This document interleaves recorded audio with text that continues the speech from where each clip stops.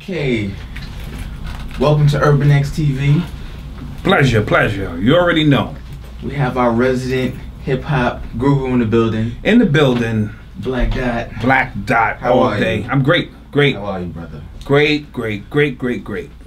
So, I want to start asking you a few questions. Right now, just on the current state of hip-hop, what do you think it is? What do you think it is right now? I think hip-hop is going through like a transformation. Okay. And that transformation is based on the new young energy coming in and using their voices as a reflection of everything that's going on around us. Hip-hop in its primary state, or music, was always the soundtrack to what we were going through. What's going on? Look, Marvin Gaye, say it loud, I'm black and I'm proud.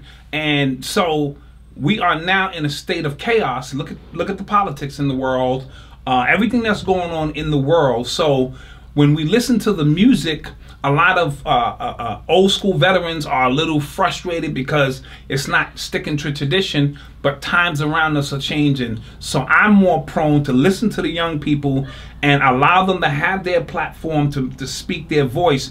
But we are in a sense of chaos and turmoil, you know, based on the way traditional hip hop was set up and things of that nature. Right. So you mentioned chaos, and in your UrbanX, article, The Science of Mumble Rap, you talk about how mumble rap is complete chaos. Yes. Right? So, and you also talked about how is the evolution of hip hop. So my question to you will be, what's next after mumble rap? If that's complete chaos, where do we go? Well, out of chaos comes order. Right. And a different form of order. So when I speak of chaos, I'm talking about when these young people get in the booth, they're very spontaneous. Now, we do understand that they're on Molly's and all this other kind of stuff, which alters your mind state, but music itself is enough to put you in zones that cannot be explained. This is why music is so powerful. It can heal, it can hurt, you can time travel. I can play a song right now, and you can go back to the 3rd grade when you had a crush on this little girl, and this song was out. So music is powerful. When you add drugs and things of that nature, you create a more chaotic state. So they go in the booth. I'm a traditional MC. Even though I didn't write on paper, I would have my thoughts organized, listen to the beat, then come in and lay. They don't seem to operate like that. Right. They seem to come in and feel the beat, and whatever comes to their mind almost simultaneously. So it's almost like they're in real time. They spit whatever comes through them, because your body is nothing more than a vessel. Right. So they're using that vessel, and whatever comes through, that's what they go with. So, and they're coding their information now. So just like we had original hip hop, 2 turntables and that stuff drove my parents crazy because it didn't make logical sense. Right. Why would you even put your hand on the record and scratch it and do all of these crazy things? But that was our way of disconnecting from disco music and creating a little piece of something for ourselves. And history is repeating itself. The emojis, the short text, and mumble rap, in my humble opinion, are all designed to cut us off. And since we don't want to respect the youth and what they're going through, they're using that as a coded language to cut us off and create a lane for themselves. And we don't know what's going to come out of this when it's all said and done. Okay, so that actually goes into my next question, because I was going to ask you if you feel hip-hop is cynical. Do you feel like trends come back around? They do sometimes, because music is sort of like that. Right. But every now and then you get a few artists who think outside of those boxes. They think outside of those paradigms, and they're geometrical patterns, because your thoughts are basically geometrical patterns. Right.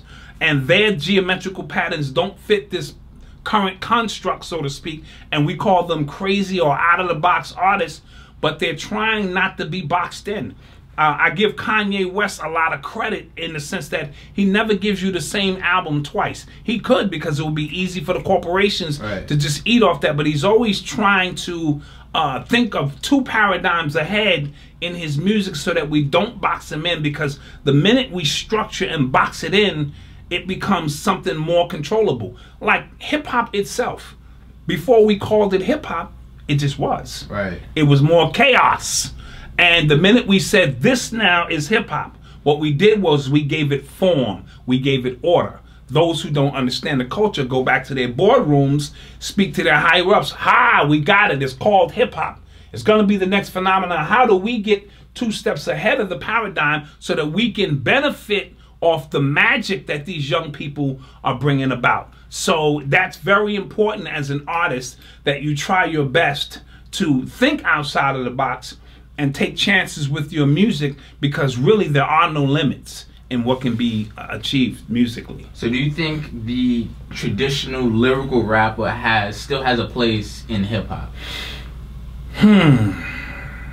That's a great question, because if nothing changed for the next 30 years, then nothing changes. So if every MC followed the same format as Melly Mel and Grandmaster Cass and the founders who laid it down, who I love because they built the foundation, but if nothing ever changes, nothing ever changes. So it takes rebellious artists to come about and say, we need to change this. We don't know what it's going to be. Like, we didn't set out to create hip-hop. And then that's a whole nother story, because hip-hop didn't start in 1973. That's the reemergence of the culture based on the conditions that brought it about. But the future is, look at what's going on around us. Technology is moving at an accelerated rate. Our consciousness has to move also at an accelerated rate. So when we see the mumble rappers, maybe it's them destroying something so that we may rebuild something brand new. Out of the ashes, the phoenix rising out of the ashes. I'm always looking for that positive angle with artists in general, as opposed to just saying, oh, that's just that whack stuff. So because remember, I don't care how well Kendrick Lamar raps and J. Cole, and I love them all, but it's English. It's nothing super creative about it. Now, let me tell you what is. The word sequence and the double and triple entendres, but when all the smoke clears, what Future is doing, and it's ironic that his name is Future, is something I hadn't heard before. Whether you agree with, you know, Percocets, Molly Percocets, I'm not saying that aspect, but the fact that he's rapping, he's mumbling, he's singing, he's stumbling. It's so many different components to it, and the music is amazing as well.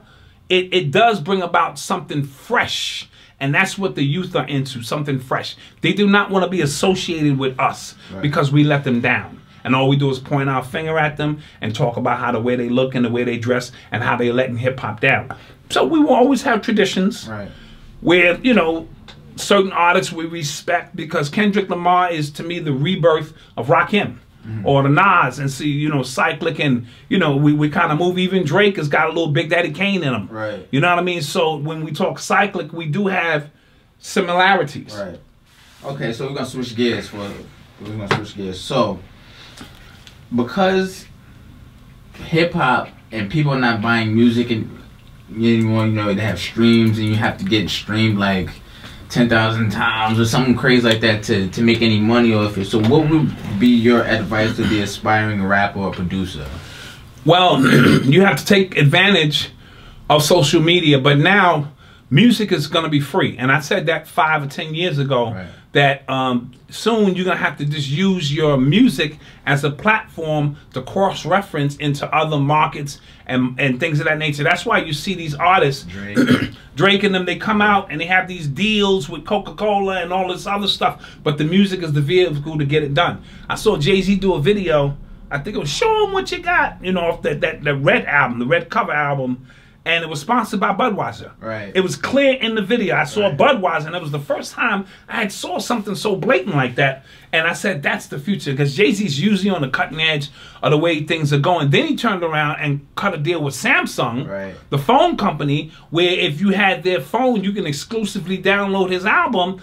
And they had to change the way you count albums based on that, because he understands that this thing is changing so fast. So now your music is the foundation of what you do, but you're not going to be able to count record sales, because look, you can have 50 million streams and they pay you $1,000. So we know that the streams is to keep your name out there and keep your popularity going. Then it's up to you to market that into other deals, movie deals, be up on ESPN, Coca-Cola, all of these things that come with it now, because now there's a cross culture. It's not just hip hop by itself. Hip hop is a part of mainstream culture. So now there are avenues, but it starts with you as an independent artist, building up your true likes. Don't give me you got 10 million Instagram hits, but only 5 comments. Right. We know that math don't add up. Right. Truly build your foundation. You don't need record companies no more. Chance the Rapper showing that if you have great music and a great relationship with other artists, you can survive and thrive. Right. So do you think that social media is having an effect on the music industry, or vice versa? I think it's a little bit of both. Okay. I would say it's a little bit of both, because social media opened the doors for me to get a window into artists I never heard of before. Right. Okay. You know what I mean? I was like, wow, this guy, Soulja Boy's whole jump off was from social media. He was one of the founders of this generation who used it, where it's like, wow, because people don't want the norm anymore. They don't want to be, even though they're still being programmed to a degree, they don't want to feel like they're being programmed. Okay. You see what I'm saying? So the internet became an avenue where let's jump on that, where I can feel I have a choice of my own of the music and artists I want to support, as opposed to the radio playing the same 5 artists, 15 songs a day over and over and over again. So I believe that gave artists an outlet. However, social media now is to the point where, because we're in the age of information, and you can have too much information, which is like having no information at all. Right? Because now you can be flooded with so much propaganda, because our government is not going to allow you to just have access to information without them being able to steer information the way they want it. Look at the presidential campaign. They're now saying that social media steered more of people toward Trump and Hillary Clinton, and your character can be assassinated in the virtual world. Now, let's talk virtual world for a second. Okay. If you do not exist in the virtual world, you do not exist. Okay. You are anonymous to these young people. And they don't care how you make your name in the virtual world. You could be embarrassing yourself, but as long as you're on people's consciousness, you have an existence. Those of us just walking the streets, minding our business, So this virtual reality is where you create your avatar. And your avatars, I can be whoever I want to be. Yeah, I grew up poor. I grew up struggling. But with the advent of social media and all of these other things, I can become a gangster rapper. I can throw a couple of $1,000 down, get a couple of shorties in the video. And if you agree that this is who I am, based on the number of hits, this now becomes a reality for me. Now, I may have grew up with you and know that that's not who you are, but that's in the real world. In the virtual world, it's important, and this is what's happening to these young strippers and girls who are twerking, are getting 800,000 hits, being DM'd by ball players and athletes based on their physical attributes, and they're being flown around the country where without social media, you would not have known who these girls were. So it does work both ways, if that does answer the question. Right. So, because I have a theory that because social media is so prevalent, people just want to show their experience. That's why I think people go to more concerts, and that's why I think music like Yachty and things like that, where it sounds like I feel like when you listen to rappers like Yachty and stuff like in the car, you probably just won't like it. But if you're in a party, you're drinking, it sounds amazing. There's no other way to put it. So I think because people want to share their experiences, so they're always out, and music like that resonates on a higher level. That's a great way to put it. And I also speak about, in my book, Urban Culture Decoded, the frequency in which the music is made on is critical, because we talk about Future and Lil Wayne and Yachty, well, they're on lean, and they're on Percocet, and they're on Molly's and all of this kind of stuff when they create the music. So that creates a signature frequency where if you're not on that stuff, you will never come close to the creating process. And that's what's going on with this generation. It's no different than you showing up to a party late And when you show up, it's just loud. It almost sounds irritant. Everybody's loud, having a great time because they are all on the same vibrational frequency. They've been drinking and partying and having a great time. Once you acclimate to the frequency there, now it don't sound loud. It's almost like you're talking to the person next to you. And that's how frequency and vibration work. So when James Brown he was on a funk vibration. You had to be funky. You know what I'm saying? To really tie into his music. John Coltrane was on heroin. You know what I'm saying? Right. So, not saying that you needed to be on heroin to appreciate his music, but if you wanted to really lock into his frequency, you needed to be on heroin. Jimi Hendrix was on acid. Right? How else could he do what he was doing on those guitars? And that's why he became God to a lot of white hippies. Because they were all on acid at the same time. So the frequency, the creation process was all done at the same time. Now, I want to be clear. You do not have to be on drugs to appreciate the music. But if you want to be on the same wavelength, so all of these young dudes do what? Drugs. They all on drugs. They all popping mollies. So their music, mumble rap, sounds like regular English to them. But if you're not on that, it sounds like mumble. And you're like, what is this? Right. So you have to look at it from those perspectives to really understand what's going on with that. All right. So the Black Dot, welcome. In the building. This is the first of a hip-hop masterclass series that will be exclusive on UrbanX TV. Peace.